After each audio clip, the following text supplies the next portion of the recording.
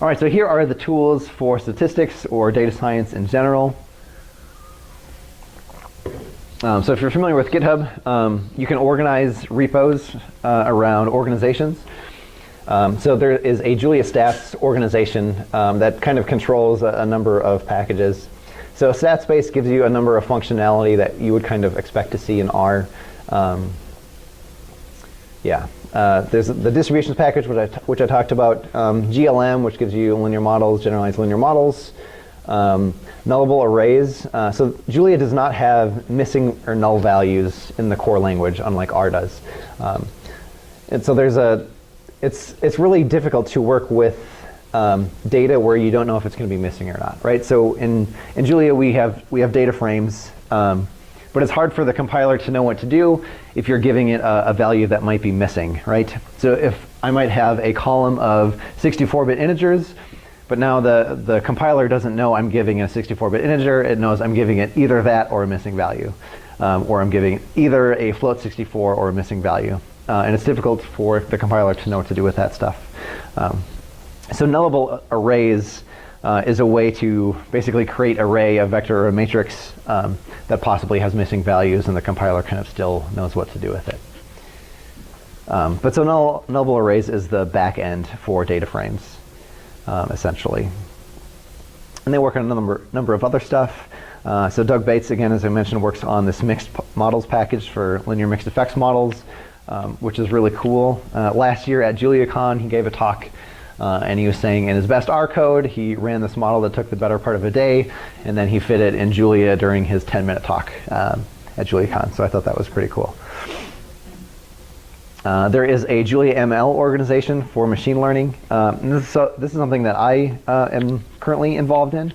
So I was at JuliaCon this year, and I got together with some guys who are also interested in machine learning. And what this has kind of morphed into is defining all the primitives for talking about machine learning algorithms.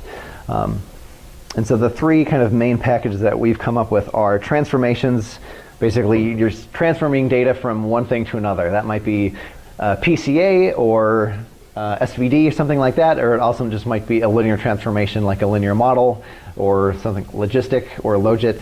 And so transformations, contains some very simple things, but then also has things for like deep neural networks and other things like that. And so we have a losses package which works together with transformations, and then I am mostly working on this penalties package, which is just regularization stuff. So stuff like ElasticNet and SCAD and Ridge and Lasso. And so basically you can import these three packages, and then you have all of these, I don't know, very primitive tools that you can kind of work together. And they're all very abstract, and they're all very performant. So there's definitely some cool stuff coming out of there. And then there's plots, which I will talk about in a bit. All right, there's some general optimization stuff. So there's an optimization package in pure Julia called Optim, just general optimization, but you can use that for machine learning type stuff. There's also some packages that use backend solvers. So Mosaic and Garubi are closed source commercial products for optimization, but you can use them for free with a .edu email address if you ever want to check that out. But you can use them through Jump or Convex, and then there's a few other open source solvers. But my experience, Mosaic has been the fastest. But Convex is Stephen Boyd. He's a guy at Stanford who does disciplined convex programming. But I particularly like Convex out of those two. All right, so how can I use Julia alongside R or Python? So there's a PyCall package in Julia, which allows you to call Python from within Julia. So this is very popular, heavily used, right? There's a whole lot of cool things that are already in Python that we don't want to re-implement in Julia just because we have to. So there's a pyplot package, which is basically a wrapper around matplotlib. There's scikit-learn, which is basically a wrapper around scikit-learn. But then that also supports some models that are in Julia only, as well as the Python ones. But I can also just import kind of any module that exists in Python. So I can import the math module from Python into Julia, and then I can call it just as I would in Python, which is pretty cool. And then here is a very simple example of using pyplot and then plotting some random numbers here. So using pyplot or pycall, you can call Python stuff, which is pretty nice.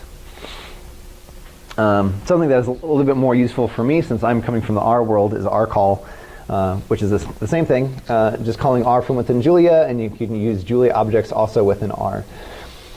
So this is a cool thing. So I can do using rcall, and then I create a vector x inside of Julia, and then here I'm calling an R, and then a letter before a string is essentially making a macro, a string macro.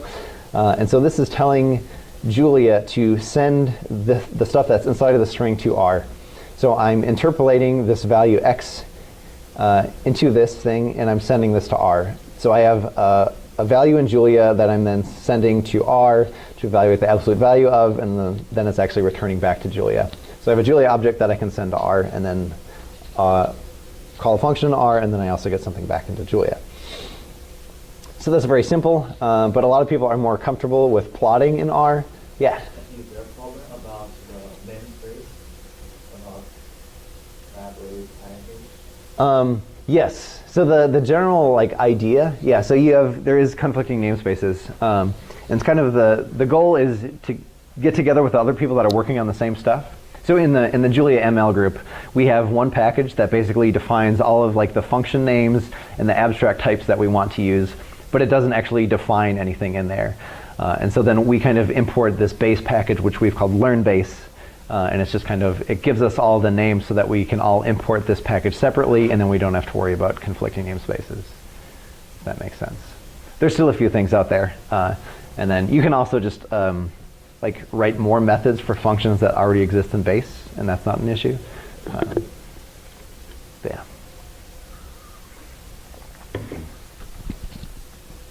All right, so here I just want to use R's built-in plotting, so I'm creating a histogram of x, and again, x is something that's coming from Julia. So there's my nice little R plot, and a little bit of deprecation warning, but that's not an issue. If you want something fancier, so here I'm loading ggplot2, and then I'm plotting my value again that's from Julia, plotting this thing in R or in ggplot2. So Doug Bates actually says, so he's used R forever, and he's very familiar with the lattice package for plotting. So he uses Julia, but then he switches over to R really quick to plot in lattice. And one even cooler thing here. So Julia has REPL modes. So if I hit a semicolon, it gives me the shell, and I can type shell commands. I can also hit question mark to get help, and it provides a fuzzy search of the search term that you did, and then it also shows you different doc strings associated with some. And then there's a package, so rcall here adds another REPL mode. So if I hit the $, I am now in R. Yeah, so now I can evaluate R stuff. So let's get out of that. And yeah, so there's my value in Julia. And let's say I want to do, I don't know, oops. Let's take that value from Julia and put it back into R. So within this interactive terminal, you can kind of switch back and forth objects from R and Julia, and it's really cool. You can plot things. Yeah, it's pretty fancy.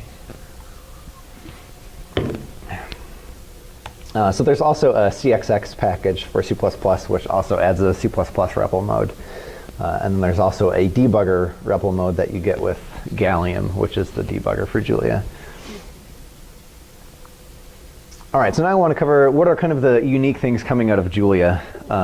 We have pycall and rcall because we don't want to rewrite all these cool things that already exist in Python and R. But what are some of the unique things that is coming out of Julia? So I've talked about this before, but I really think distributions is fantastic. Just for giving you this simple language, easy to understand language for how to, talk about random variables or distributions. So if you want to write a give sampler or something in Julia, it's very simple to swap out your prior with something else because you've just written it in terms of some univariate distribution. It's pretty cool.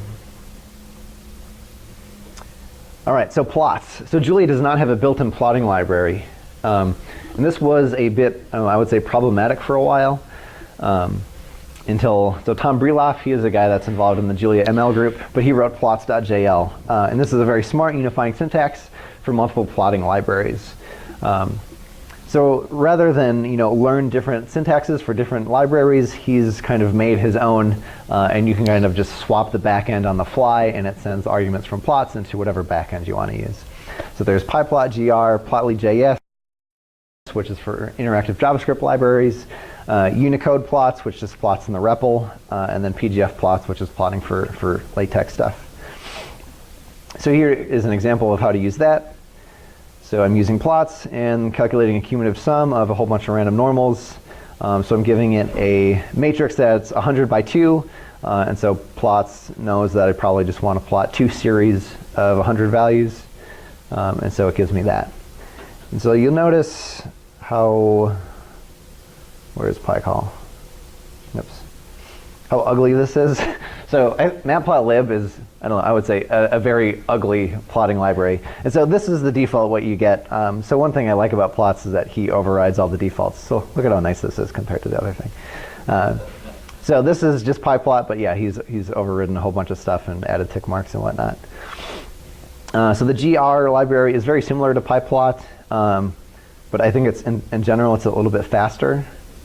So again, it looks pretty much the same. And then now I'm switching the back end to Plotly. And so now I have an interactive JavaScript library right here. I can zoom in on stuff and whatever else.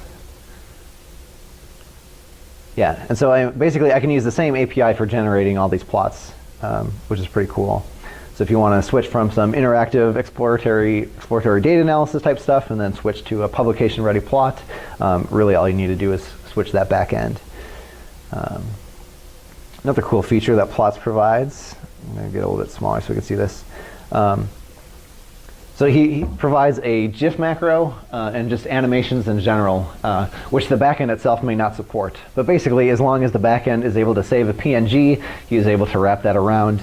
And so I have this @GIF macro basically creates a GIF using the plots that are created inside of this loop, and then I'm saving a frame for every 10 plots that I create.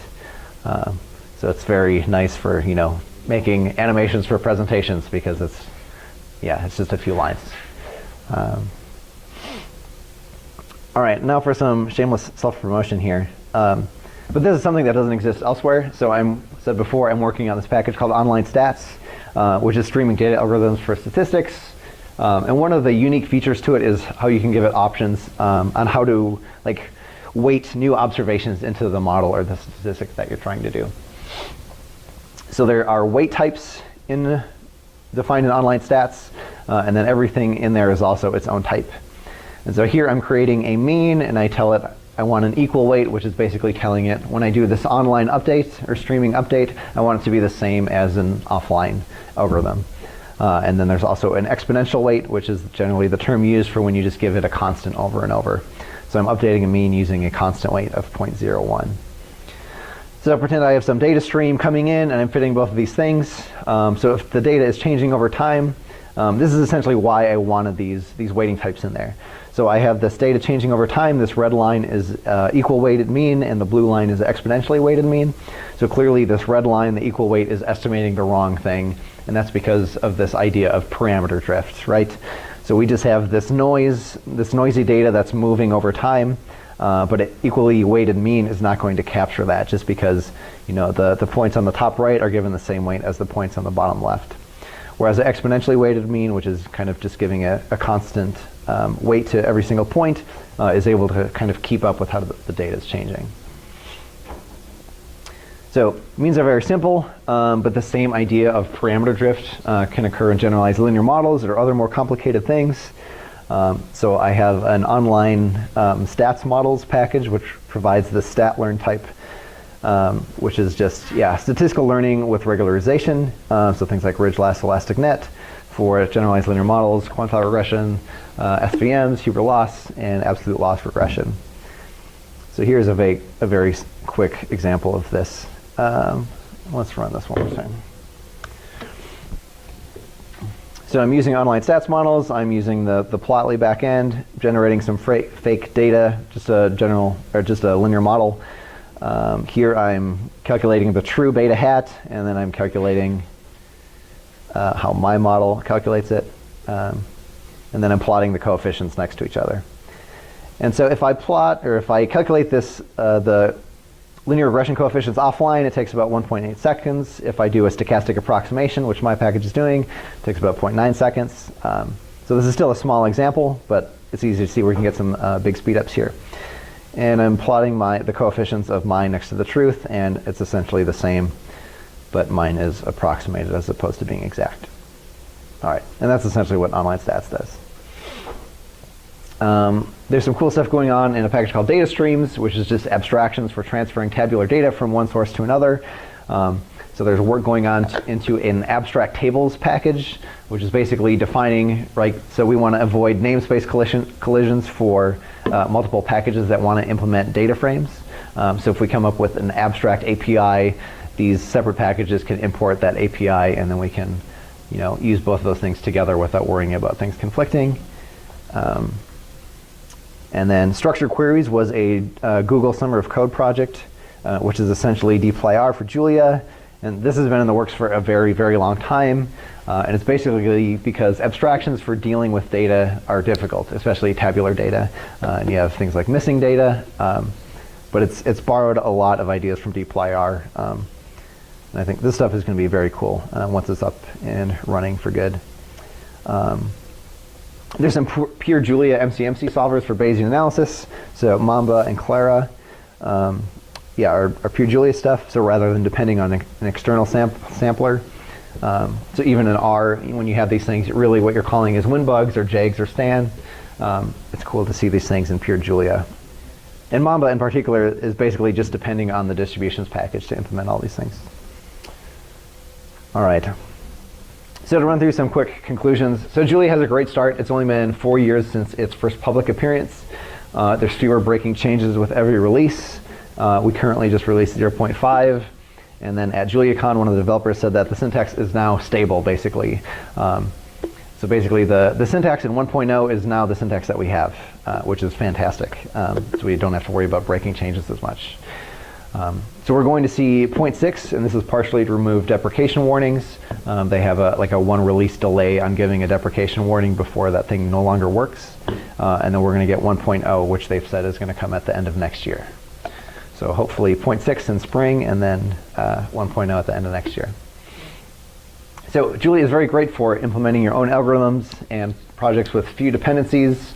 Although stability is increasing across the package ecosystem, sometimes things are still a moving target depending on which thing you're depending on. All right. Well, thanks for coming, and that's all I have.